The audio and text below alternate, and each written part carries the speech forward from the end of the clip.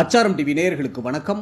நாம் இன்னைக்கு திரை விமர்சனத்தில் நாளை நமதே திரைப்படத்தின் திரை விமர்சனத்தை பற்றி தான் பார்க்க போகிறோம். இந்த படத்தை அறிமுக இயக்குனர் வெண்பா கதிரேசன் இயக்கியிருக்கிறாரு. அம்மா கிரியேஷன்ஸ் டி சிவா வழங்க ஸ்ரீ துர்கா கிரியேஷன்ஸ் வி ரவிச்சந்திரன் தயாரிச்சிருக்கிறாங்க. மதுமிதா 6.2 படத்தின் இயக்குனர் செந்தில்குமார், வேல்முருகன், ராஜலிங்கம், முருகேசன், மாரிக்கண்ணு, கோவை உமா மற்றும் பல நட்சத்திரங்கள் நடிச்சிருக்கிறாங்க.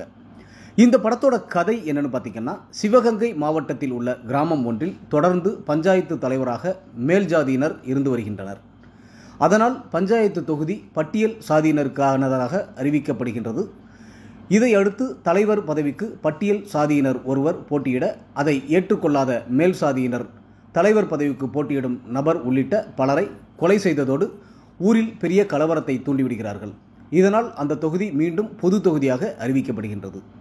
இதனால் தலைவராக மேல்ஜாதியை சமூகத்தை சேர்ந்த ஒருவரே 15 ஆண்டுகளாக இருந்தாலும் வளர்ச்சியின்றி இருக்கும் அந்த கிராம பஞ்சாயத்து தொகுதி மீண்டும் பட்டியல் சாதியினருக்கான தொகுதியாக அறிவிக்கப்படுகின்றது. 15 ஆண்டுகளுக்கு முன்பு நடந்த கசப்பான சம்பவத்தால் தேர்தலில் போட்டியிட பட்டியல் சாதியினர் தரப்பு விரும்பாத நிலையில் அந்த சாதியை சேர்ந்த நாயகி மதுமிதா தேர்தலில் போட்டியிட முடிவு செய்கின்றார்.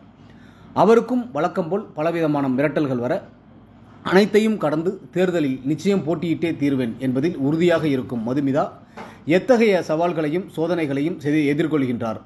அவர் நினைத்தது போல தேர்தல் நடந்ததா இல்லையா, அவர் தேர்தலில் வெற்றி பெற்றாரா இல்லையா என்பதை உண்மை சம்பவங்களின் பின்னணியோடு சொல்லியிருப்பதே இந்த படத்தின் மீத கதை. கதையின் நாயகியாக நடித்திருக்கும் மதுமிதா சிறப்பாக நடித்துள்ளார். 6.2 படத்தின் இயக்குனர் செந்தில்குமார் ராமையா என்கின்ற கதாபாத்திரத்தில் வில்லனாக ஊர் தலைவர் கேரக்டரில் சிறப்பாக நடித்துள்ளார்.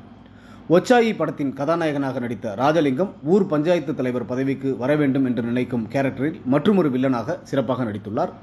வேல்முருகன், முருகேசன், மாரிக்கண்ணு, கோவை உமா மற்றும் கிராமத்து மக்களாக நடித்த நடிகர் நடிகைகள் என அனைவரும் அவரவர் கதாபாத்திரம் உணர்ந்து சிறப்பாக நடித்துள்ளனர். பிரவீனின் ஒளிப்பதிவு படத்திற்கு பெரிய பலம். வி.ஜி. ஹரிகிருஷ்ணனின் இசையில் பாடல்களும் பின்னணி இசையும் கதை களத்திற்கு வலிமை சேர்த்துள்ளது.